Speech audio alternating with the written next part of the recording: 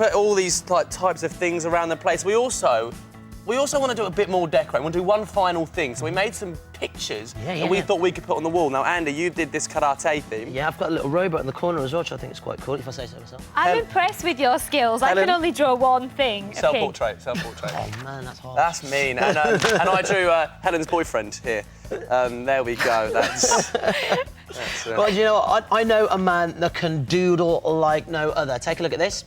He is John Bergerman, and he's with us here in the studio. Now, John's doing a special doodle for our 50th birthday. Now, he's been doing it since last night, and the hope is that by the end of the show, we should have all this finished, which gives us about 23 minutes, mate. Do you reckon we can get it done? I think we all pull together. Yeah? Work hard. It's possible. We could do it. I like his enthusiasm. OK, now, where do you start with something this complex, then?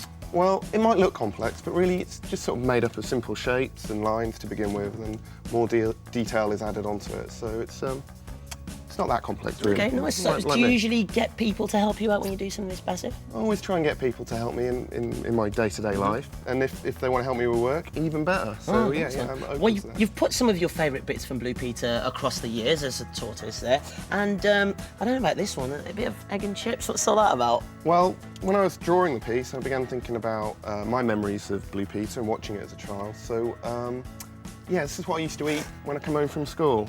Wasn't as fattening back then. Egg and chips are delicious. Well, OK, what do you think of the doodles we've done then? Be honest, mate, come on.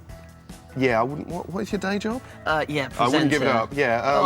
No, they're all right. You know, you had fun doing them, so. Is that keep working at it type thing? Yeah. All right, cool. Do you mind if I give you a hand? Yeah, Is that right? by all means. There you go. Have you got any rules? Because I'm a bit of a calamity at the best of times. Well, the golden rule of colouring in is to keep within the lines. So if we both obey that, I think we'll be all right. Right, keep between the lines. I might as well do that. Yeah, don't mess it up, Andy. There's a bit of pressure on him now, isn't there? They've got until the rest of the show to finish that doodle. I'll be keeping an eye on the clock, so let's see how they're getting on.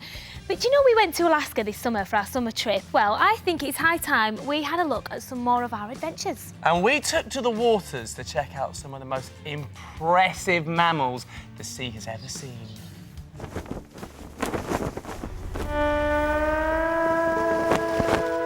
Alaska has approximately 44,000 miles of coastline. That's 3 times more than the UK. The traditional and best way to explore it is by canoe. We were going sea kayaking in the hope of finding the king of the Alaskan Ocean, the humpback whale. Fully grown humpbacks are about 16 metres long and weigh the same as about 10 elephants. Getting near such enormous animals can be dangerous when you're in a small boat, so there was a lot we needed to learn. The last thing we wanted was to capsize.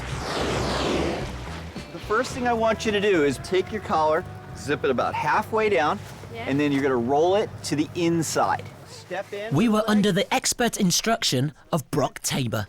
Underneath, you're going to reach in, grab her ponytail, and guide it through for her. Whoa. First, we had to make sure we were wearing the right clothing. Alaskan waters are extremely cold. If we were to fall in without a dry suit, we would be at risk of hypothermia. And you're going to know if it's tight enough if you went into the water and I grabbed your life jacket and I just pulled it like this. I need to be able to pull your whole body. I don't want to pull this up over your head like this one. If I grab that, see, it's not going to hold you. All right, Joel, see if we can lift her up. Ready? Yep. 1, 2, 3. Nice. Yeah, gentlemen, after all. We're going to be able to get closer to those whales than most people ever get in their lives. I just hope we actually see some, do you know what I mean? Fingers are doubly crossed. Yeah. You know what I mean?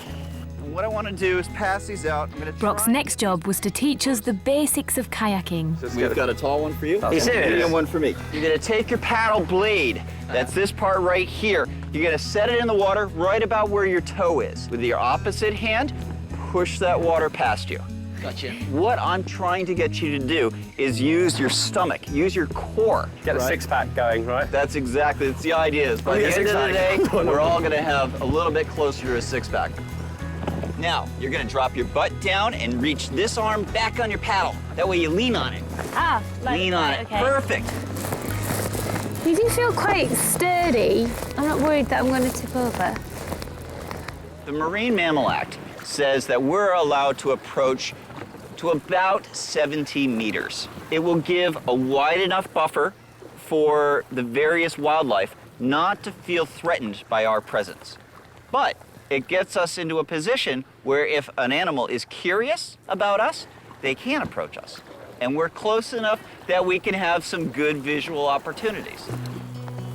Once we'd all found our sea legs, we set off in search of the elusive humpback whale. Push, push. I know he's doing that on purpose. See, look at this technique. Fingers open, deep in the water.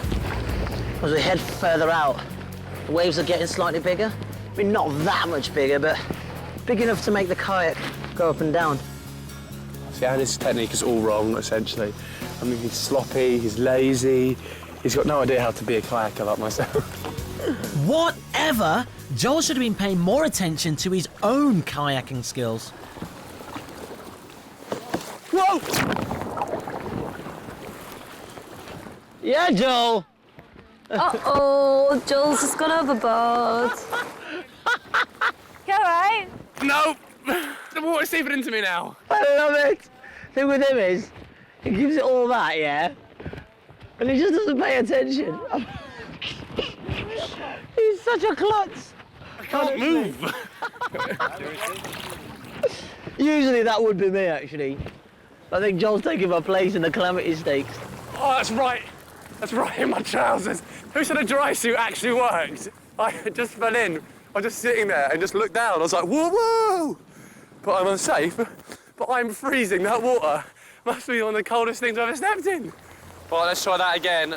To be honest, if anybody was going to fall in first, it was going to be Joel, bless him, wasn't it? Right, I'm off.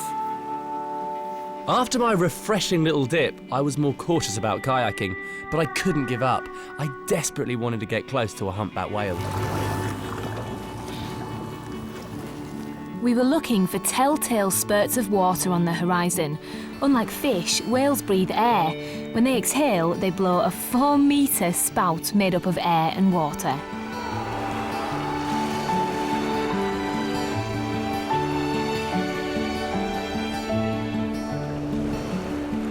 There's a whale! There's a humpback whale over there, look! Where? Come on now, Joel. Ooh, it's right over the other side. There, look!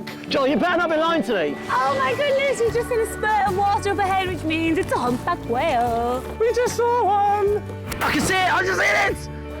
Right there. Can you see the little bit of mist? That was good. Did you see it? Did you catch that?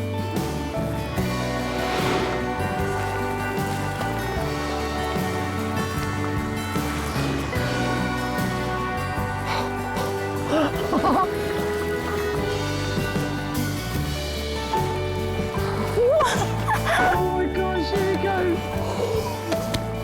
We're so lucky. How big can they be? A large female will be roughly the size of a school bus. Oh, there's a tail! I can see 2. Oh, I can see 3, 4. Oh. Wow. Oh. This is unbelievable. Is there anything we need to think about when we get near these whales? Remember, the only reason that the whales are here in Alaska is because they want to feed. When we're paddling around these guys, we want to cause as little disturbance as possible because we don't want to change their behavior. So should we be quiet? No, not important. They can't hear us. Whoa! What the? Wow. Wow, no, it's over there. I can't believe how close they Do they move quite fast? They can.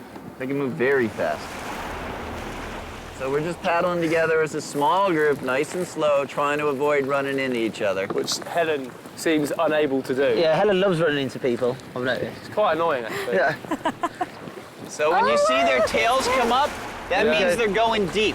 They're going to go down anywhere from 5 to 15, 20 minutes.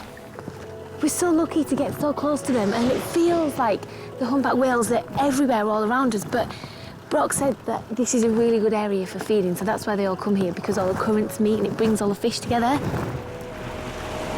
But I didn't think for 1 second we would get this close. Can you see them? Look! I see something. Might be a whale sleeping. Yeah. It's not moving much. Whales sleep in a very different way from us. Each side of the brain takes it in turns to switch off, while the other remains alert, listening for danger and remembering when to breathe. It's just like a big grey rock bobbing around over the surface.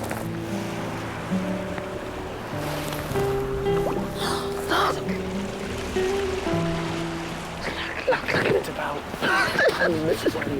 This is amazing. I'd never thought I'd be in a position to be this close to a humpback whale, honestly. That is one of the best things. Do you agree? Yeah, mate. Stunning, isn't it? Oh, wow. Oh my goodness. It's waking up. We're next to a whale, but it's waking up.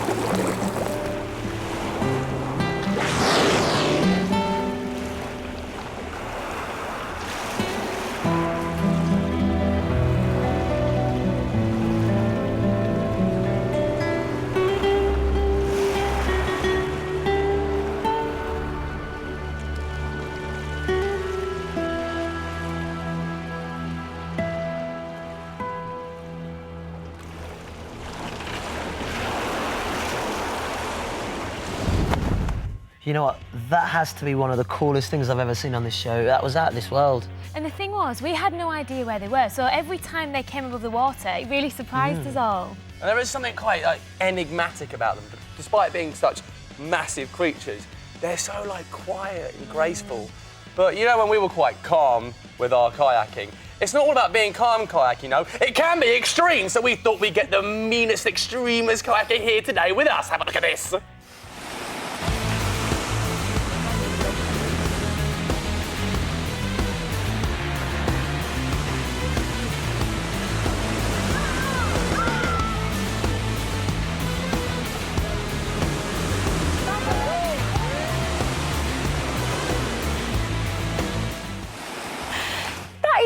Absolutely amazing, isn't it? The man who starred in that is here with us now. Ed Smith, everybody! Woo! Hi, Ed. Thanks for coming in. Now, Ed has been crowned British title 4 times. He's currently 6th in the world at freestyle kayaking. That's impressive. Mate, what was that you were doing? It looked so scary. I thought. That was a combination of freestyle kayaking and creeking. Creaking's the waterfalls, freestyle, these small kayaks, surfing the waves, doing tricks. Can I get in? So what's the difference between the kit that we used, the kit that we used, and the kit that you used? Well, I mean, the kit that I use, a lot more safety gear, so we have our helmets on all the time, you know, nice solid. Also have our buoyancy aid life jackets with safety harnesses on the back, just in case, you know, and then our friends can pull us out of there. You do some pretty extreme tricks. I mean, what's your favourite one? Favourite trick is, it's called bread and butter. It's actually a new combo move, and it's one move leading straight into another. So first of all, push your feet down, kind of flicks it over backwards, and then I bounce again and throw the boat over my head, land on the wave, and surf away again. Just like that? Mate, rather you than me. And when did you start this crazy? I started it a long time ago, actually. I've been competitive since I was 16, and basically I've been in a kayak since I was, very, very young, playing in Dad's kayaks. So, oh, bless you. But back then, you were obviously just sort of paddling along, and like we were. What took you from that to those crazy stunts? Yeah, well, I'd seen a lot of, on the internet, you see pictures, videos, magazines, had interest in it, and then just thought all this stuff looked really, really cool. And and then took it from there. Well, I think it looks absolutely brilliant, and I, for one, feel a challenge coming on, so watch this space. Thanks, Ed. No ways. Right, it's time though now to find out how Andy's getting on with our colouring in. Andy, it's looking good, but there's still a bit to be done. Yeah, how do you think we're doing, Joe? Well, it's going all right. It's going okay. I think we still need to knuckle down a little bit. Right, do you know what, Helen? You better start colouring in, and Okay. before all that, now to something completely different. Imagine if you lived in a town that was surrounded by water, and imagine if the nearest way to get to the supermarket was to do it by boat. Well, this sounds a bit weird, but this is the life of 10-year-old Gavin from North Ronaldsay in the Orkneys, and he told us a bit more about it. Hello, I am Gavin. I live on this tiny island. There's only 3 other kids in my school. This is what it's like being me. I like the wildlife when we're closing. There's colonies of seals, sometimes there's killer whales that come to eat the seals. I never get bored on the island because my best friend Cameron is always here. And that's his dog called Buffy. We're gonna go play on my buggy.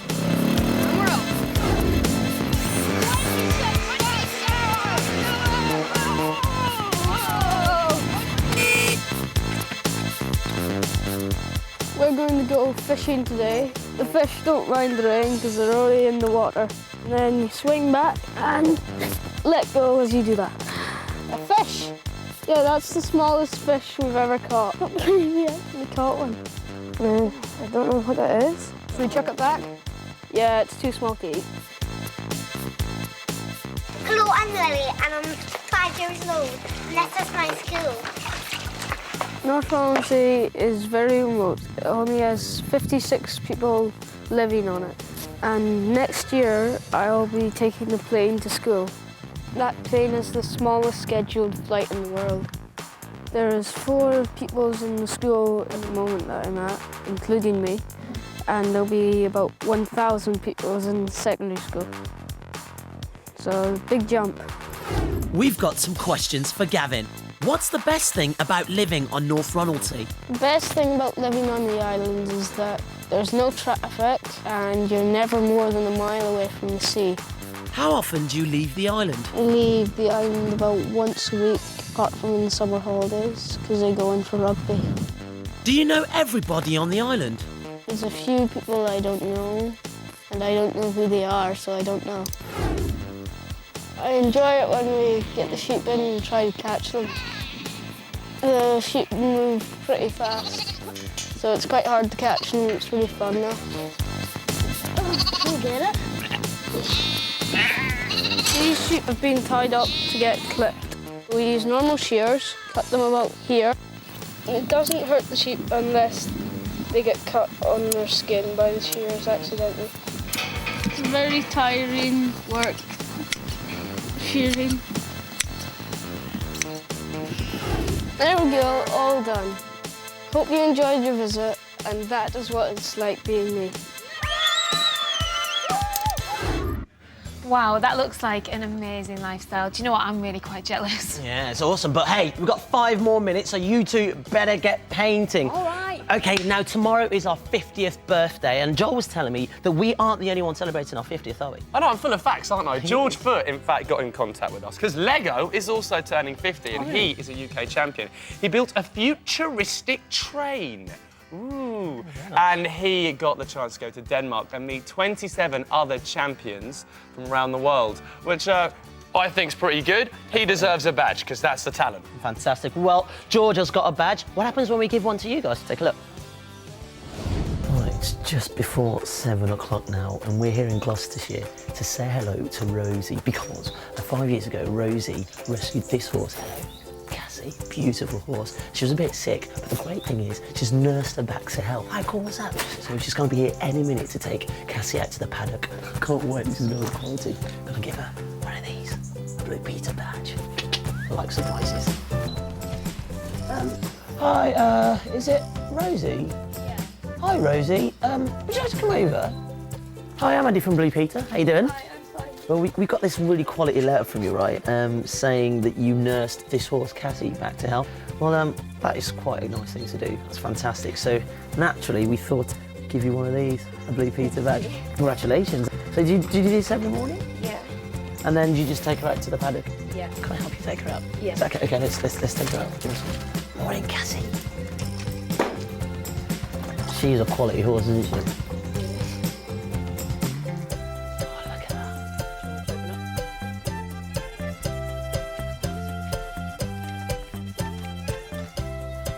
Did you expect to see me here this morning? No. I was really, really shocked. I couldn't believe he was here. My Blue Peter badge is really cool. She seemed a bit shocked. She was, but that's what happens when someone just turns up at your house without you knowing, do you know what I mean? It would be quite freaky. Now, keeping the theme of badges, this is our badge gallery. We've got loads of pictures. Now, this is a beautiful one. That's Isabel, cool. 11. That's a sun turn and a half, It's isn't beautiful, isn't it? Yeah, and this is Under the Sea. Under the sea. Slightly Under the aquatic. I like it. Under the Yeah, sea. Catherine, age 7 there, and it's a brilliant underwater scene. And the last one from Shelley. That's, Shelley, Doesn't get enough credit, does she? At all, at all. And it's of Shelley, and it's Isabel, age 10. Yeah. Well done. Nice little collage there, yeah. Yeah, we're going to give them all a badge as well. Yeah, definitely. It's hard work, and they've done well. Keep sending all your stuff in. We love hearing from you. OK, now, yesterday, Joel launched a little competition to try and get himself 300 comments on his profile page. How are you doing? I'm not going to lie to you, it's not going as well as I once hoped. But fear not, because some of you have sent in some brilliant comments, and I'm going to read this one from Lara. It says, "Hello, I love Blue Peter, and I think it's the best. I've got a badge as well. Do you like to sleep a lot?" It's a great question. Very good question. Yes, I like to sleep. Wake up, Joel. Oh, and the next one here from Jess, it says, "Hey Joel, I hope this week you catch up with the others." It's not working, whatever. "I love the moose dropping earrings." We gave Helen some moose dropping earrings. Didn't like them at all. And she also says, "Loving the show as always." Thank you guys. Keep them coming in. They're brilliant. Fantastic. Well, I've got a comment here actually. Here's one from Zoe. She says, "Blue Peter is my favourite show. It has taught me all the interesting facts I know." Wow, thank you very much. That's good. I love the presenters, and I like being arty and doing all the Blue Peter makes, especially those that involve making cakes. Hey, that's right up my alley. I love cakes. And you don't have to send us in comments. You can also post them into us as well, or you can post us in a picture like this one. Look at this one. This is from Florence, age 9. She's basically drawn a picture of all of us together. Look at that. That's pretty cool, isn't it? Oh, that is lovely. Look. Oh. And you can also get onto the website if you want to get any more info on doodling as well. Get creative and get going. How you doing, Al? Oh, how are we going, guys? Oh, it's going pretty well, actually. I think we've been pretty busy. How long? We're nearly there, actually. I think just a little bit. my mistake. Yeah, there's been some going over the lines, which I'm not too happy about. Give me that pen. I'm going to take over because I've got a talent. Do you see how I snatched that? Yeah. See how I snatched that? Now, you have obviously been inspired by Blue Peter, hence this up here. This is socks? Yes, it is. So, well, it's a cat, but that's the name. That's the name. And also, because we are turning 50, you've done the totalizer, yeah. It's a happy coincidence. Do you know what I'm going to do now? I'm going to give this pen back to you that I snatched of you to make it all so pointless. Yeah. And I want you to sign your piece of art. Oh, that's very kind of you. Let's sign it. Leave your mark, John. Yeah, thank you so much for this for our birthday. And it's going to be here for a while for us all to enjoy. We really appreciate that. It's cool, isn't it? Well, and we've all had a little part to play. We've not got much of the show left, but we have got one more treat for you.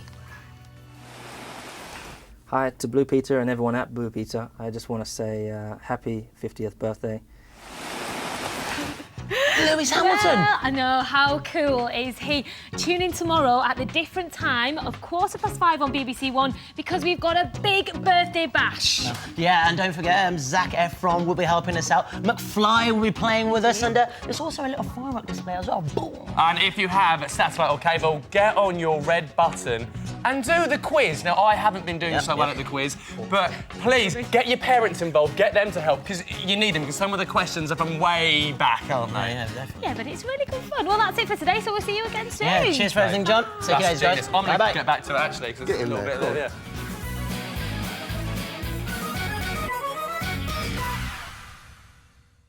What did you get up to at the weekend? Oh, just a spot of kickboxing. Fancy!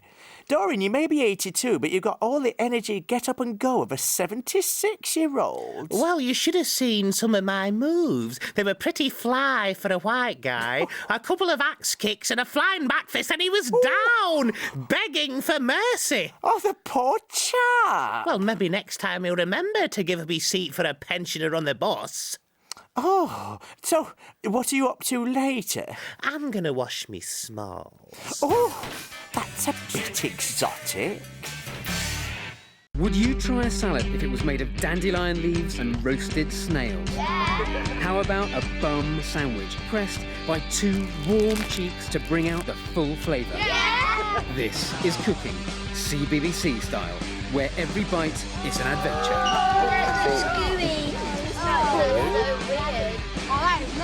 Are you ready to eat to the extreme? Oh yeah! Gastronauts, Thursdays at 5:15 on the CBBC channel.